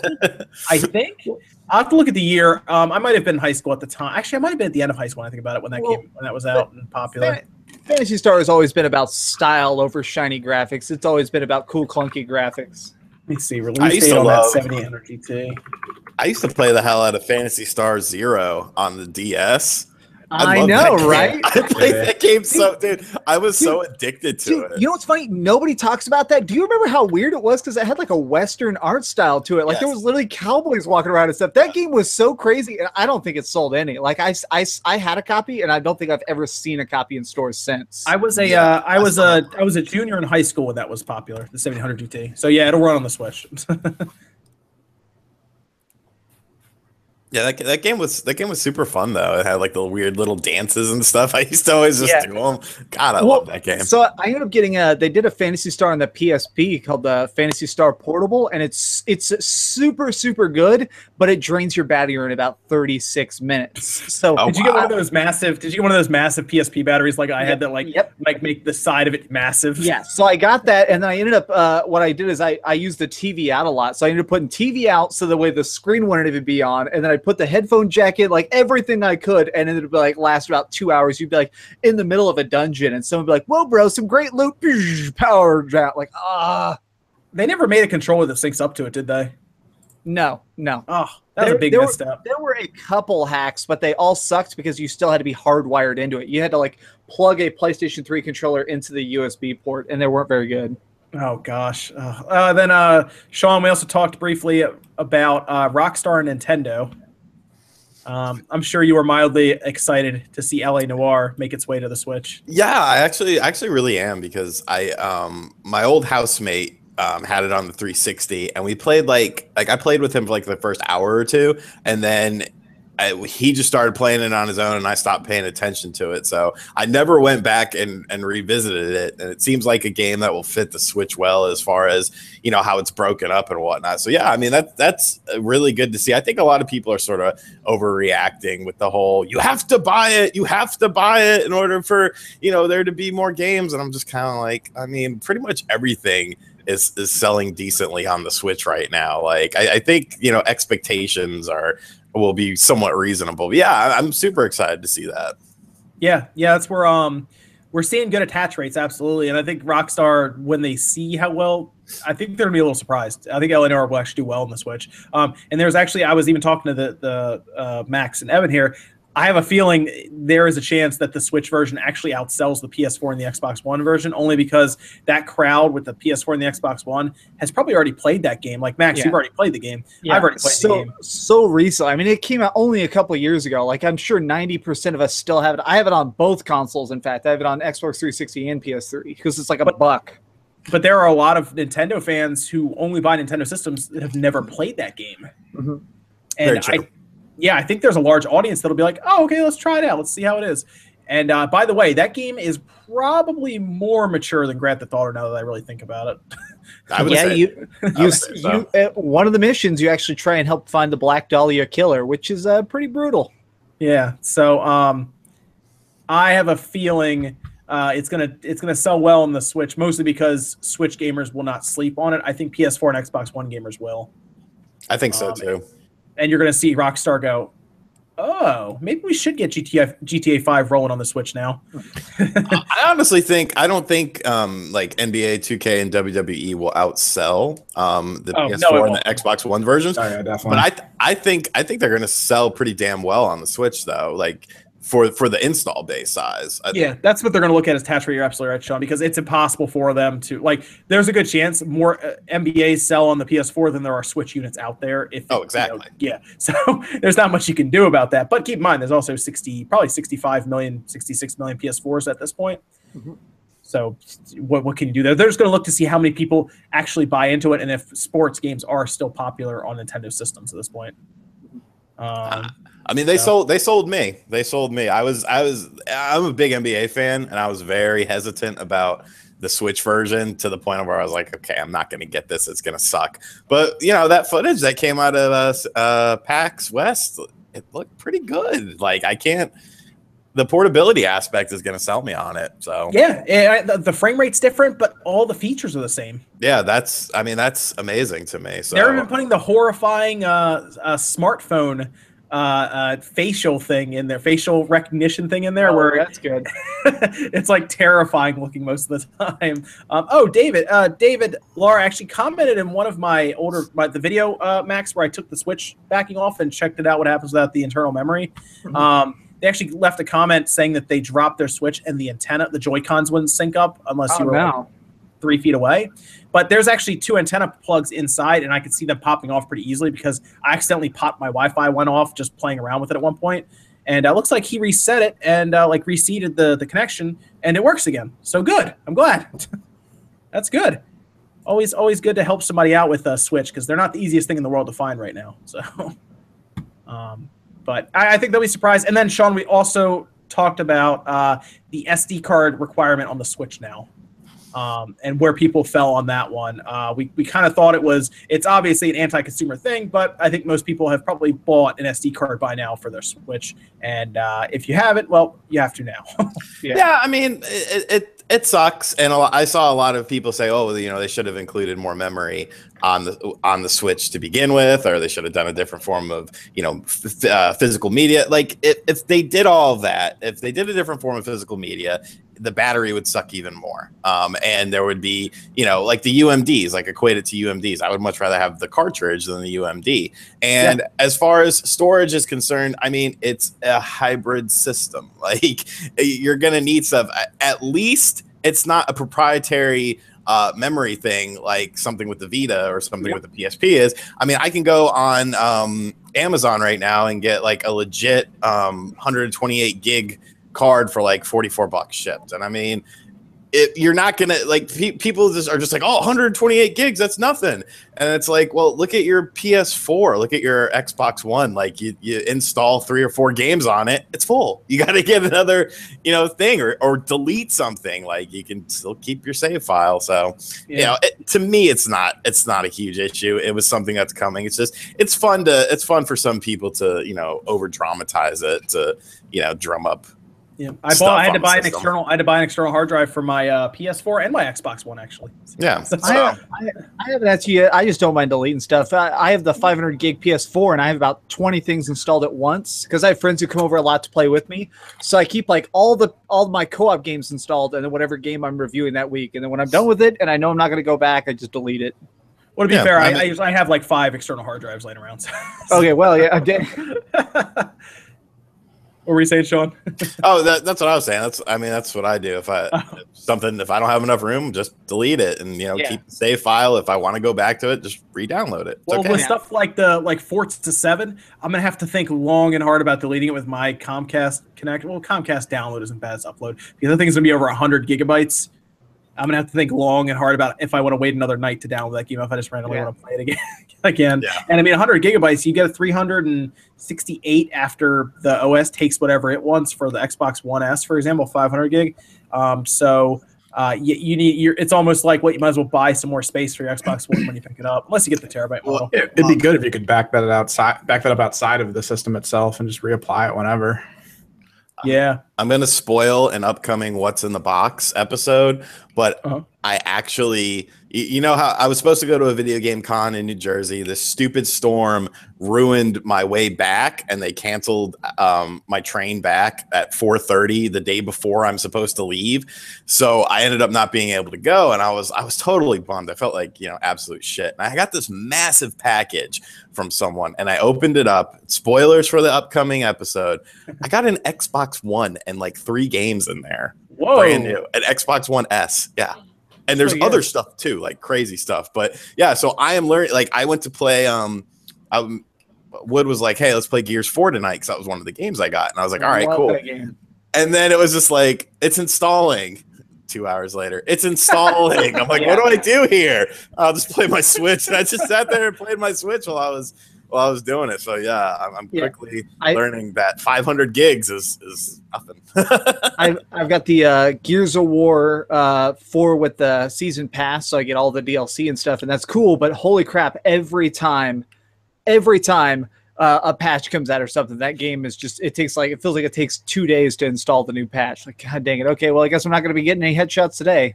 You want an adventure, Sean? Go get Master Chief Collection. Yeah. No. Well, yeah, mine's the Master Chief Collection edition of the Xbox, and that thing, it does take like a week to install. It's a buggy mess. It's so crazy. I guess I'm just so used to the Switch. It's like, put it in, you might get an update, but you at least get to play in a reasonable amount of time. Yeah, but if you leave I leave my Switch in sleep mode all the time, and I don't ever see updates because it always does it on its own. Yeah. It's kind of neat. Wow, so you didn't have an Xbox One before that, right? This is the first time? I didn't. Yeah, I've been wanting to get a 1S, and I've just been kind of just waiting, and then this magical package came, and I was like, dude, that is crap. Amazing. Yeah, dude, that is so cool. It was intense. So I picked up, I wanted to get Sunset Overdrive and Quantum Break, and of course my GameStop had like a Sunset Overdrive with no cover art, and like Quantum Break was too expensive, so I bought both of those off eBay. But I got Gears 4, I've got Rare Replay with the Gears collection like attached to it, Final Fantasy something or another, I don't remember. It's like a HD Type 0 HD. There you go. And then I picked up Killer Instinct, and I got Mega Man Legacy Collection. But I find myself just downloading the Xbox 360 arcade, Daytona USA, and Virtua Fighters, and just playing those mostly. Well, that's kind of something I really love about my Xbox One is that it's compatible now with over 300 Xbox 360 games. So I'll put in stuff like I was recording a video about Doom recently, and so I was able to put in the Doom 3 BFG edition, and it installs like an up-resed version of it. So you basically have no load times of Dooms 1, 2, and 3 and all the DLC. So it's like the Xbox One is good for stuff like that. Yeah, like I do like that. I'm actually going to start because actually I don't have a 360 collection. Like my housemate was the one who had like 1 million 360 games, so I would always just use his stuff, and then I just never really got into it. So now I'm on the market. I'm on the hunt for those. John, real quick, guys, before we get back. John Steele actually left a message that I remember that Chicken Wiggle. Do you guys? That's a 3DS eShop game. That's like a platformer. Kind of vague remember it. Yeah, apparently there are very, very poor sales, and this going on sale on the 14th. The developer actually wrote like this serious blog post where he's basically like, I did my best. They're shockingly low for sales and everything, and he just seems like he's really like, I guess it's something he spent a lot of time working on, and just it didn't go well. So it's sad. So they're putting it on sale, and they're hoping, I guess, more sales come through. But the game's actually not bad. So yeah, I've known the developers, Jules Watcham. He used to, be with Renegade Kid, and I've been following Renegade Kid since the DS because they made those amazing Dementium games that were just like so out of place on the 3DS, like a first-person sort of, horror game. Yeah. And so I've always loved them, and I've been friends with him for years. And when the company split, the one guy took the 3D properties and was going to do 3D games, and Jules was going to do 2D games. And I guess because Mutant Mudds did really well, Zeo Drifter did really well. I guess this one for some reason didn't do too well. It's a shame because he's a super good guy, and the game is pretty like you said, pretty good. But I mean, I don't know. I think it's just a lot of 3DS owners might start. Is there no way they can put it on the Switch? Because that's actually a place it would probably sell. Yeah, I don't know. I don't know because he hasn't said he's working on any Switch stuff as far as I know. So okay, that's just something I was thinking about. Because Switch, you put something on there, and it's like it sells. Like doesn't matter what it is. I don't want to say what it is. Othello was selling for a while, right? So it's like whatever. What can I play on this thing? But it's the. So, Sean, did you play any of Destiny 2? I know you're not like I don't know if you're a big Destiny player at all. No. Okay. Did you play Destiny 1? No. Okay. We'll make this kind of brief real quick then, because I played a lot of Destiny 2, Max played a lot of Destiny 2, and Evan played some of Destiny 2. Yeah, beta. And I already told Max before we're coming on here, I was not super sold on Destiny 2 because the way it looks like Destiny 1. It looks like it could be an expansion almost. It does, but it's in the same way of, I keep making the analogy of it's very much like Halo, in that between Halo 1, 2, and 3, you're basically fighting the exact same type of units. They just behave differently and they use a couple extra different weapons. So it's not totally reinventing the wheel, but there are a lot of new bosses, all new raids, all new levels. The thing that really got me though is that I really like the story. I've played 43 hours so far of Destiny 2, and the new bad guy Gaul is freaking awesome. My problem is, did you really get into the first Destiny story?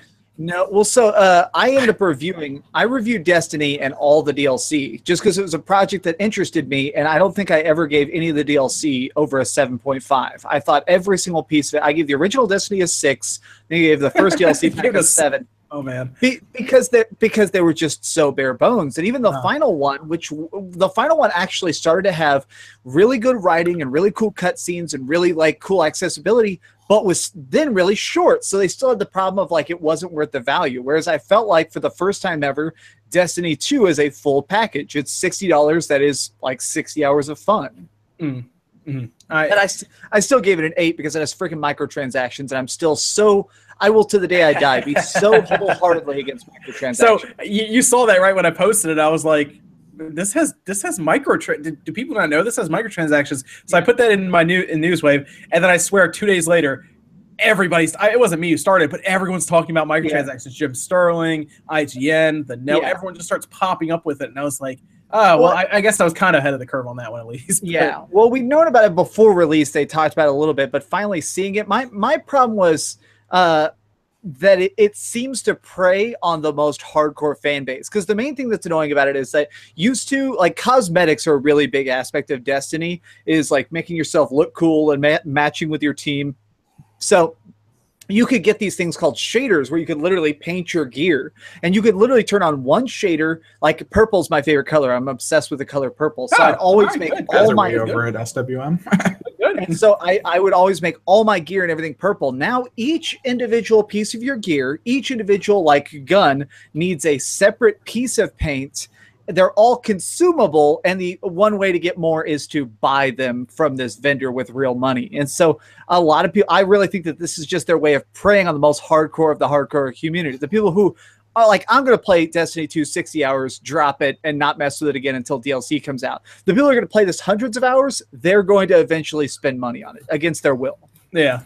Yeah, it's tough, man. I mean, does anyone like microtransactions? I feel like no one likes them, right?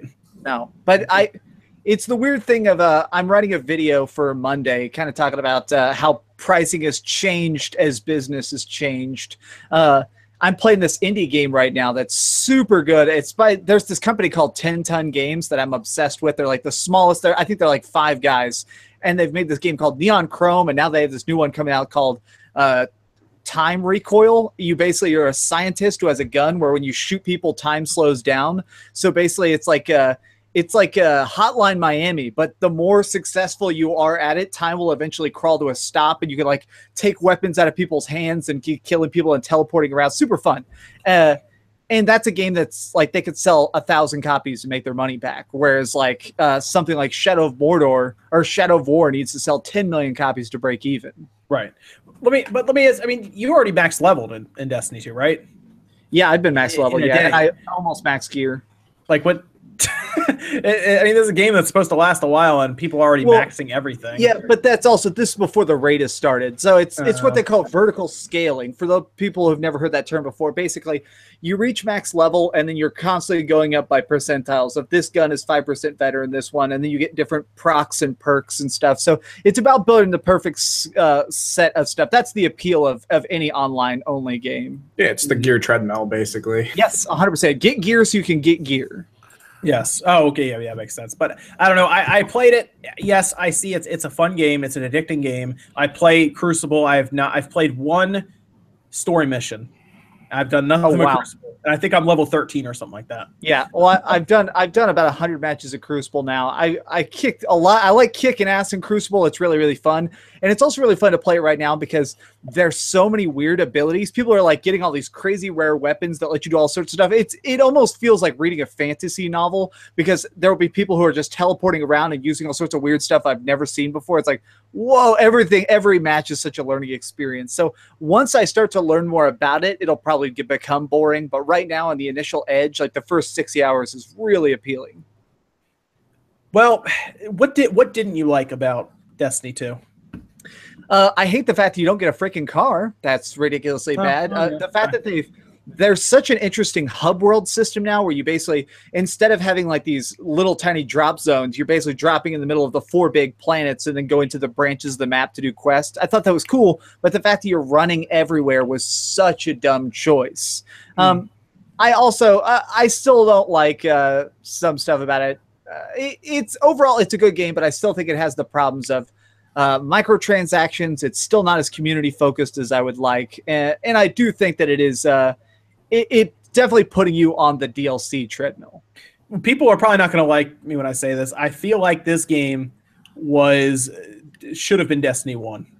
Yeah, it should have been. Most of the people that I've talked to in the community say that as well. Yeah, they charged us a lot of money. Not me, because I only bought the regular game. They charged a lot of money to see what worked and what didn't with the beta. I call the beta Destiny 1.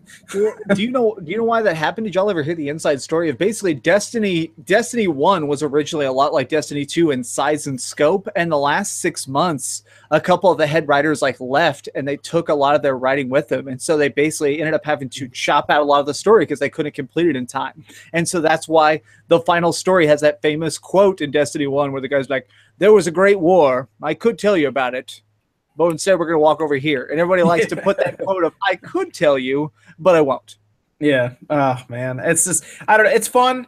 It's a good time. I don't think I'm going to play it as much as I thought I would. I'll play it max level, all that good stuff, play it now and then, but I feel like when the next new shiny thing comes out, I'll probably just move on.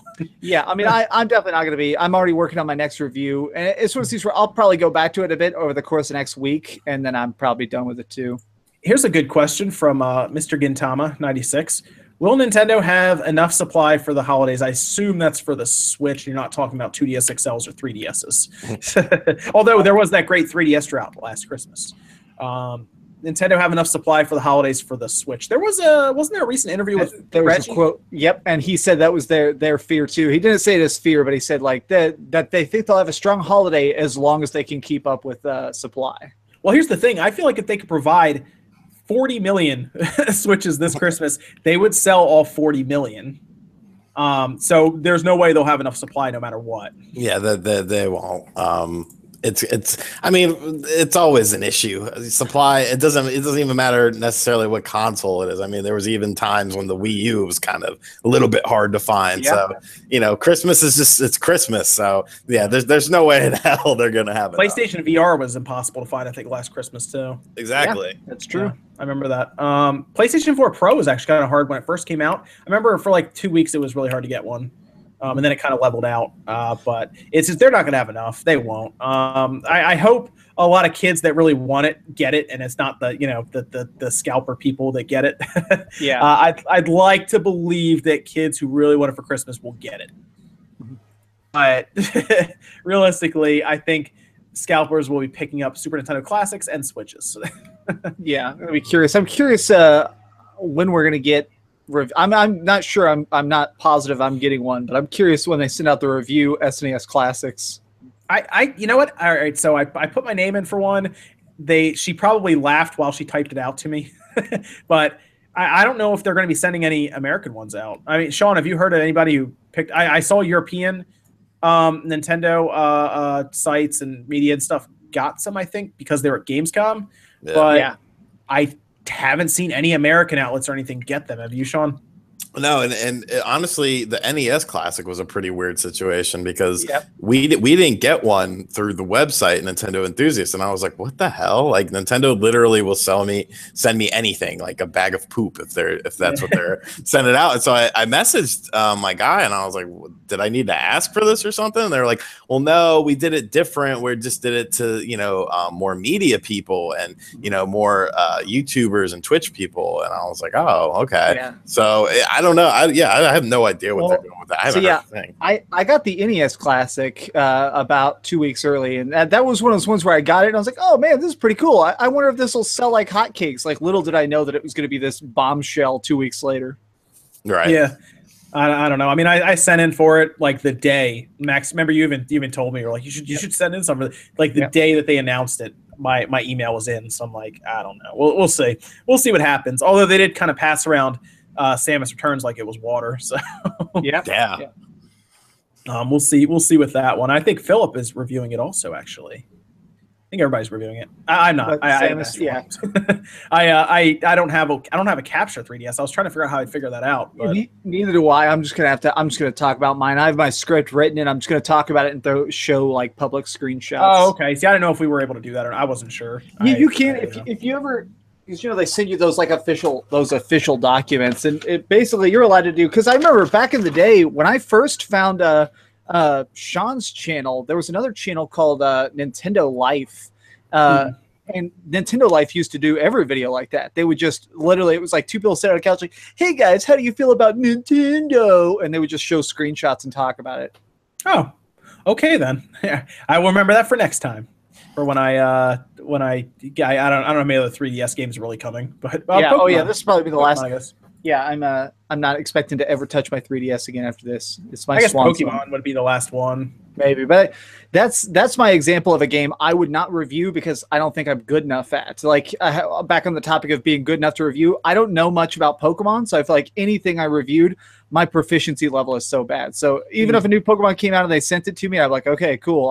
I'm gonna have to pawn this because I can't do anything with it. Let the pawn this. No, I mean, I'm like, there's a lot of games that we get sent, and like, I'm just like, hey, I'm not reviewing this. Someone else is, who likes this type of game, who's into this type of game, because dude, we already talked about Farming Simulator 17, man. Come on. I have a guy on the staff who wants that. Like, really? Wow. Yes, he's been asking for it, and I'm just like, I saw part of a video of Gamescom. Apparently, one of the first, I think it was back in 2016. One of the major large, like, company show off like screens they had, and one of the massive ones right inside the door was the most recent Farming Simulator. It was on this 100-foot projection screen. Everyone's standing around watching. It was, did you see the British Prime Minister? I think she's British Prime Minister, Theresa May, walking. She's at Gamescom playing Farming Simulator. It's a real picture that exists. Like, for some reason, Theresa May went to Gamescom, and the one game she walked up to was Farming Simulator. It's like, this is it, people. This is the pinnacle of gaming. Okay, so there's two things that here. Mark Bryant asked chances of Sony announcing releasing new handheld.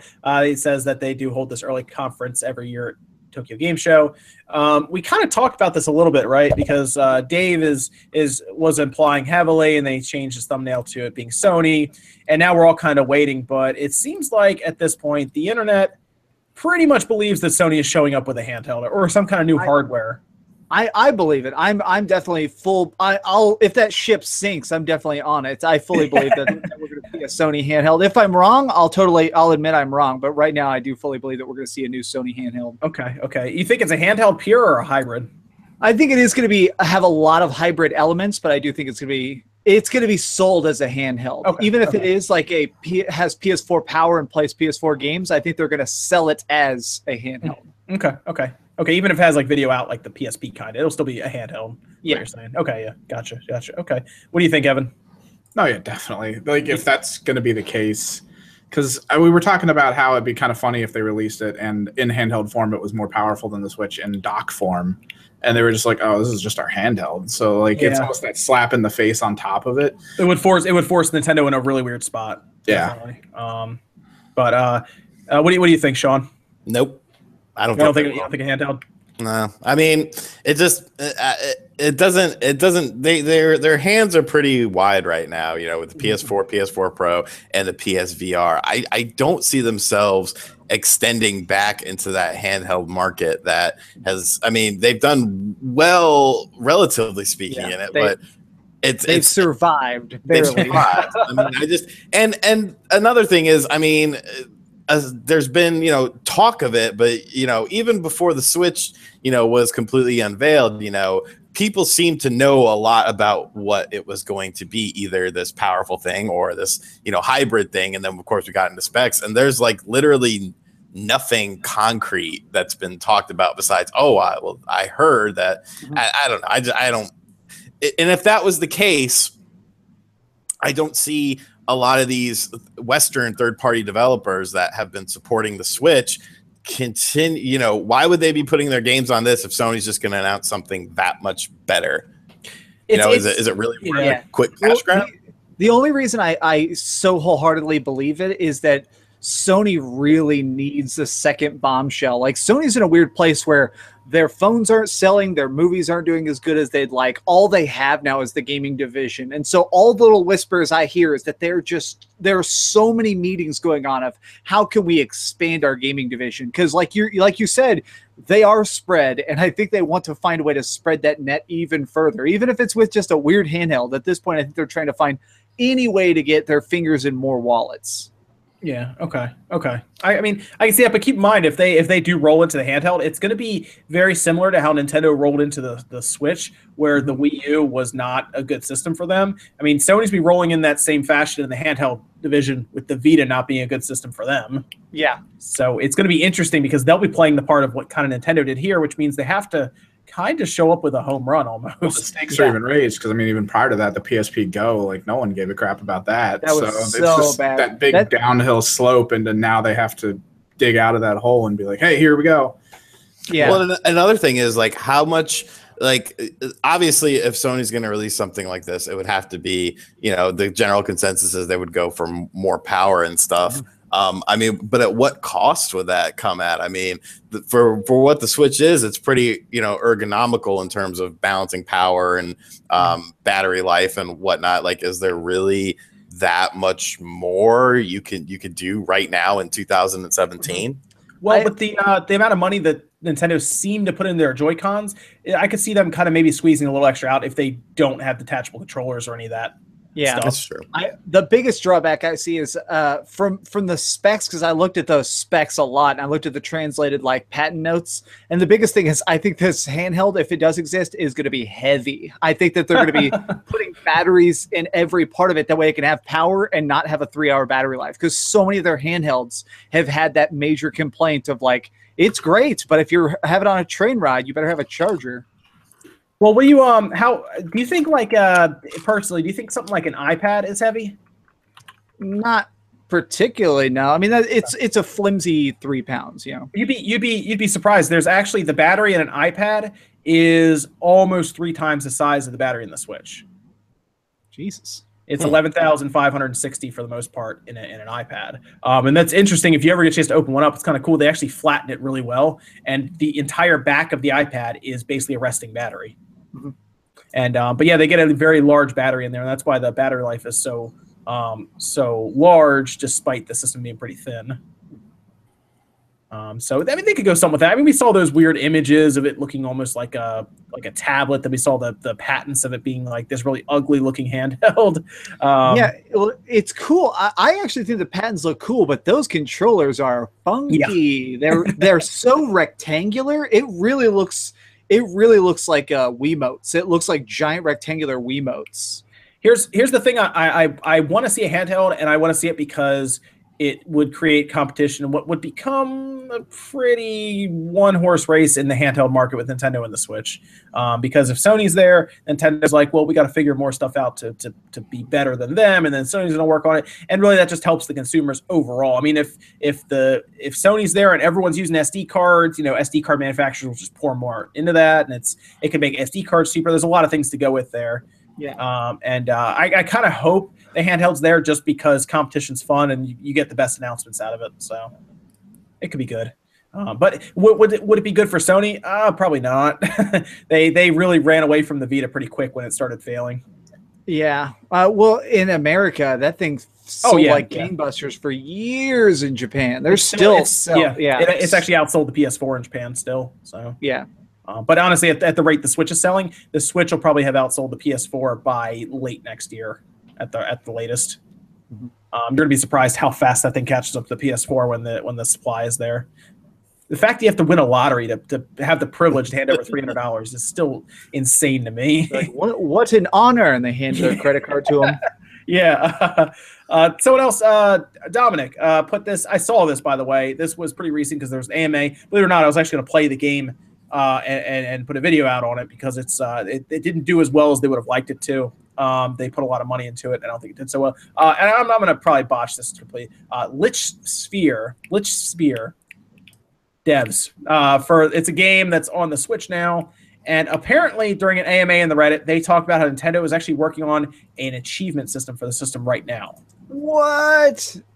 So that's my biggest complaint about the Switch, actually, is I like achievements and trophies a lot. So even if it was only in each game and there wasn't even like an overarching umbrella system, I like check marks and lists. That would be super cool. Yep. It looks like that's happening. It's part of their AMA. I can actually I can read it right here. This was a question. Does your game have online rankings? If no, why? Anyway, I will buy tomorrow. This is for a person because they did this whole AMA to help raise awareness for the game because, again, it didn't do as well as they would like it to. And then from there, the person's name, I guess, that was representing them was called Crunching Koalas. Nintendo doesn't have an official support for achievements and leaderboards like Sony or Microsoft, but we know that they're working on it. We'll see how it goes, and we'll add the rankings along the way. So according to them, it seems like that they are working on it. Oh, and then right here it says, somebody highlighted it, and they said, isn't this supposed to be a secret? And then they said, oops, move along, nothing to see here. And then they say, P.S. But seriously, I have a really strong feeling they hinted at it a few times. That's Tom, who is one of the developers for Lich Spear. I say that so perfectly. So it sounds like the achievement system is at least being worked on. Is it going to be done and out anytime soon? It's hard to say. But it does seem to be something people bring up a lot, is the achievement system, the trophies, right? The achievement unlock badge, the gamer score that we've kind of missed from the Switch for a while. Even Steam has a full achievement system.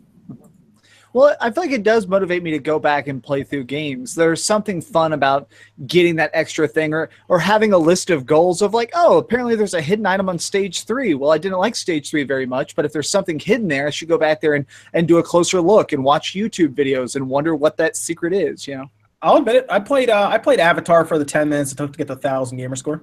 Oh, I remember that. Yep. Yeah, that was the easiest one, where the tutorial level, you just juggled people with that opening combo, right? Yeah. And it was just quickly like, light up, and then you just have 1,000. I think Madden 2006 was pretty easy too, which was really funny.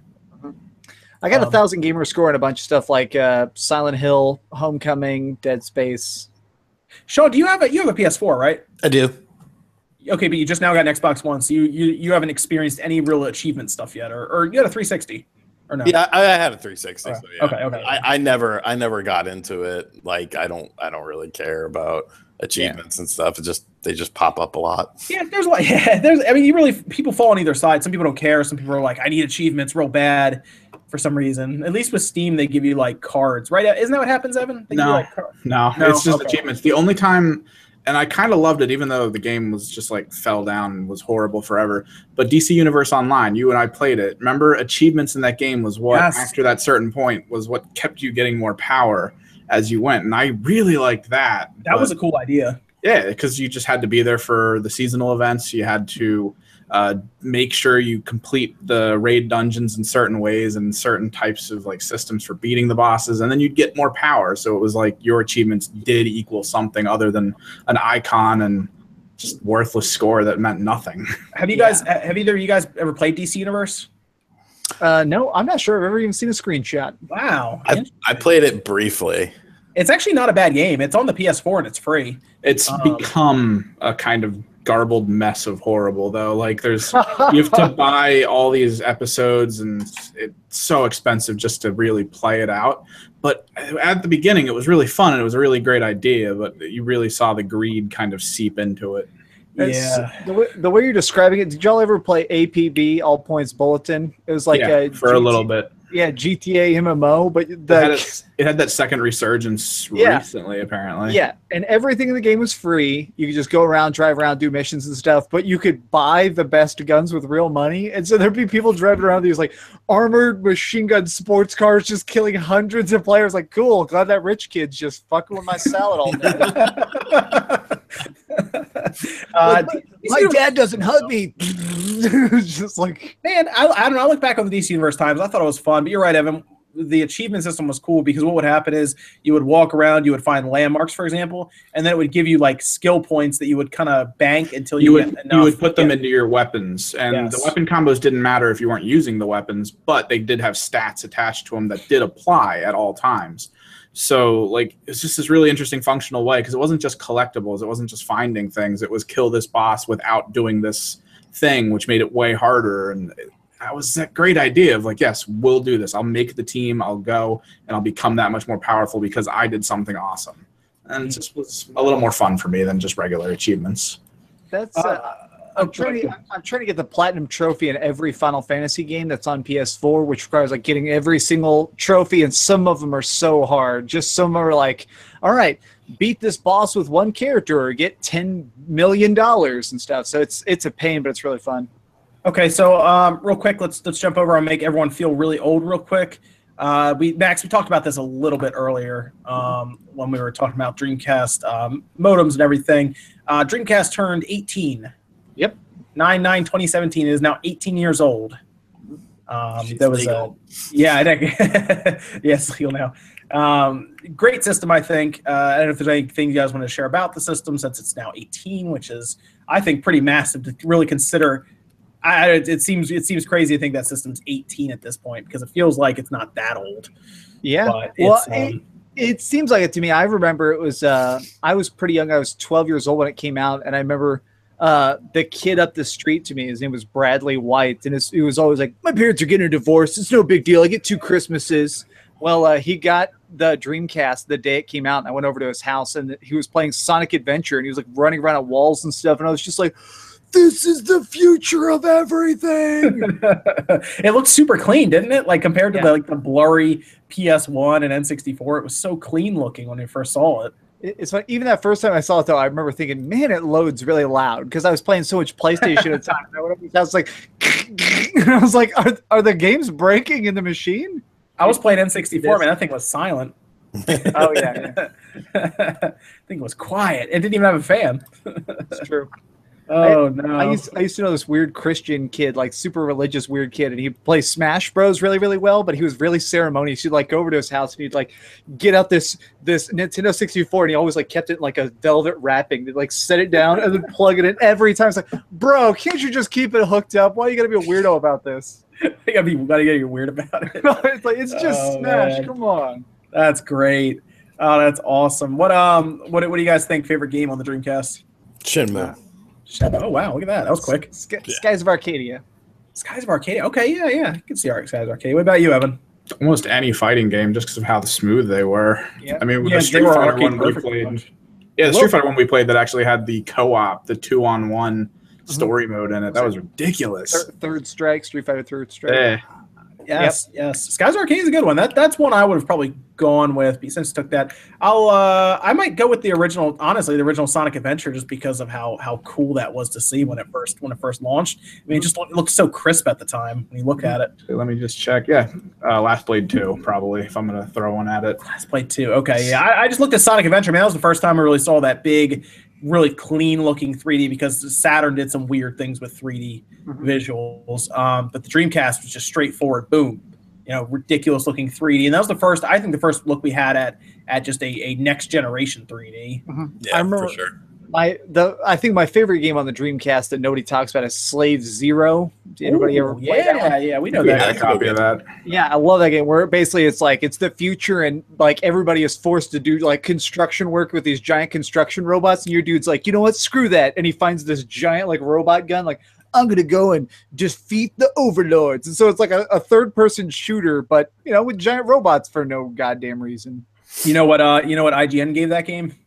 I bet a 4. 3.2. Oh, really? That's ridiculous. I love that game, especially at the end when you randomly get the black hole gun that actually like sucks up parts of the map. Oh no, they have one of the lowest scores on it for some reason. Other places give it like 4 out of 5 and stuff. I was like, why did they give it a 3? Oh, they couldn't beat it. There you go. No, I'm just kidding.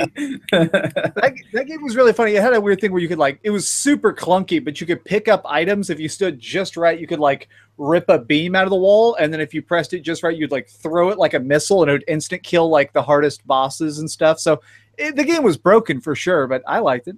Yeah, that's funny. Now the Dreamcast was great. I mean, Dead or Alive looked amazing on it. Crazy Taxi was fun. I even loved Virtua Tennis at the time. So. Oh yeah, the sports games on it were mind blowing. That was I remember I went to visit my buddy in Georgia, and he had just gotten a Dreamcast. I was probably like 15 or 16, and he was like, dude, you got to see what NFL 2K looks like. I'm like, all right, whatever. And just sitting there, it was like, oh my God, this is so amazing. This is such a huge technical leap. It was just, and even compared crazy. To the Madden that came out at that time, it's still considered that 2K is the better of the two. So. Exactly. It plays on the VMU, man. It also had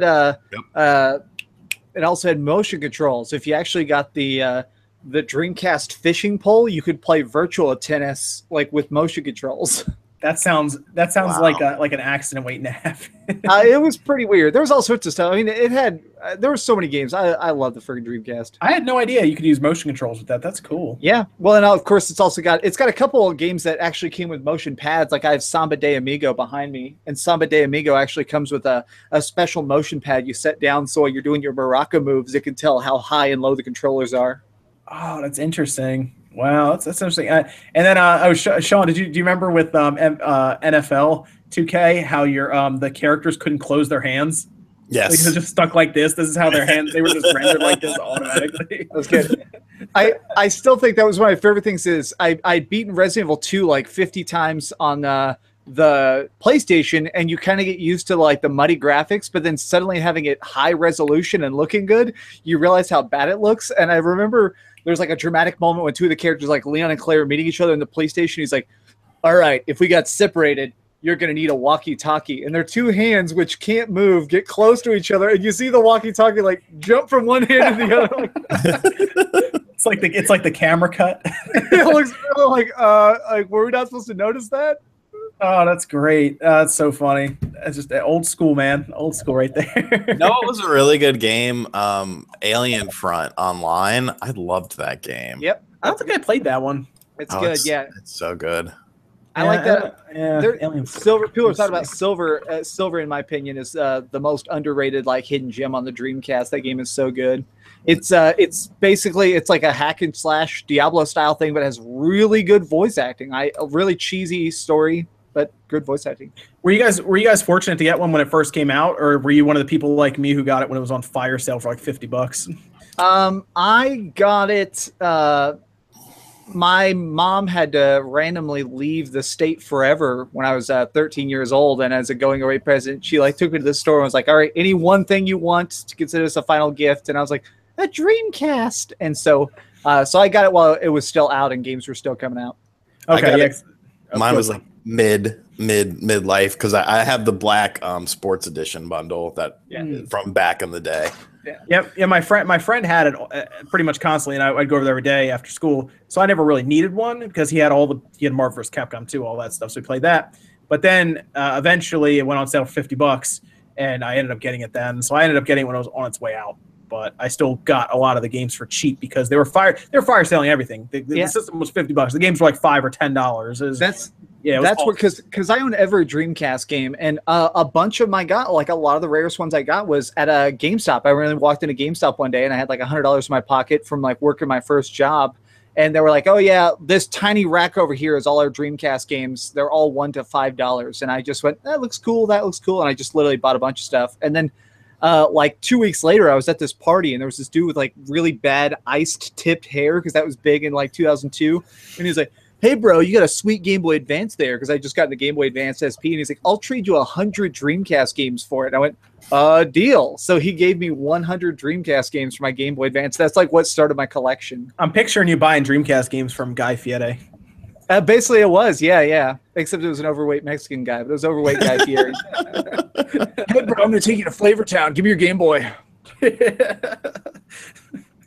Oh man, that's great. Okay, so is there any other topics for the week that I missed, guys? That people in chat have been obsessed with Knack 2. So let me just acknowledge chat. Knack 2 is trash, and if you think it's great, you're wrong. Did you play it? No, I installed the demo. I meant to play it. I hear it's a step up over the first one, but I hear it's still not great. I hear it's like a great 7.5 out of 10 kind of thing. I mean, that was the punchline of the internet for a while, so that's fine. Yeah. But I don't know if there's anything else I missed. Oh, Sean, by the way, Xenoverse 2. I didn't tell you this. You might be interested. I actually bought it from the Japanese eShop, and it's in complete English. It's the exact version we'll be buying on the 22nd. Really? Just so you know, like if you're interested, you can actually go buy it, and it's the same price because they discounted it 10%, probably because they know we were going to do that. And it's the same price. You just go on the Japanese eShop, and you get. I think I had to get Japanese eShop codes for like gift cards off of. I've done it. Yeah, but it's the exact same game. You actually pick which server you want to go to right in the beginning. So I just picked the Americas. Wow, that's just so you're aware. And by the way, it is an awesome version of the game. It is actually like right there with the PS4 version. I was a little shocked when I was playing it. Wow. Yeah, I had to do a Dark Souls 3 last year. My friend's like a banker and she's fluent in Japanese, and so I had to go on the Japanese website and like buy Japanese PlayStation cards to get it early because it came out like 2 weeks earlier in Japan, even though it was still in English. It was like same exact game. They just sold it 2 weeks earlier over there. Yeah, because I'm gonna I have a video going up. I actually already finished recording it for Xenoverse 2. So I guess if you're interested in seeing what it looks like, I think I played the first mission and then I walked around a little bit and then I did the handheld mode thing. So it's It's out the 22nd, but you can technically get it now. So I was really excited. I wanted to play Xenoverse 2 badly on the Switch. I have it on my PC, but handheld, man. Something about handheld. Real quick before we close down here, somebody's bringing up in chat. This guy who's been talking about on Twitter, cool dude. And do y'all want to mention how bad have y'all been getting hit by the random demonetization? Oh, that's a good question. I had 2 videos demonetized, actually. I think I had 20. Oh my gosh! What? Yeah, 20, but out of 700. So I mean, that's not too bad. And all of them were horror stuff. What? It's all horror, huh? Yeah, because I mean, I got my start talking about Resident Evil and Silent Hill. My first video that ever really blew up, I was talking about the PT demo, and then Polygon ended up writing an article about, or Kotaku wrote an article about my video, and that's where I got like my first 1,000 subs ever. So it's weird to think that video is now demonetized. It feels weird. Wow. My RBI baseball review was hit. Oh, what? Why?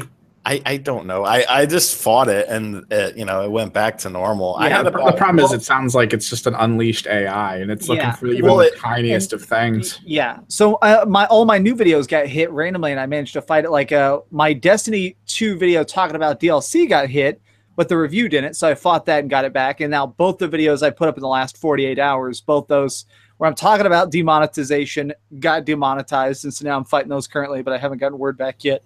You fought any of the old horror ones yet? I fought a couple, but the problem is, and a lot of people don't realize this, a lot of those don't get a ton of views, and the requirement is that it has to get at least 1,000 views in 7 days. And so a lot of those old videos that have already gotten all the views they're ever going to get, basically, I'll never be able to fight. And so it's kind of annoying. Anybody who stumbles upon that, even if it gets 100,000 views, since it's getting them like 30 a day, I can never fight it. I mean, what if we can turn chat up and maybe some other people to at least get them all 1,000 real quick, so you can I thought about doing that, but that's such a small thing. They're such old videos. It just feels weird to me, like personally, of like those videos are what built my channel. It feels weird to just see them like YouTube itself deadening them off.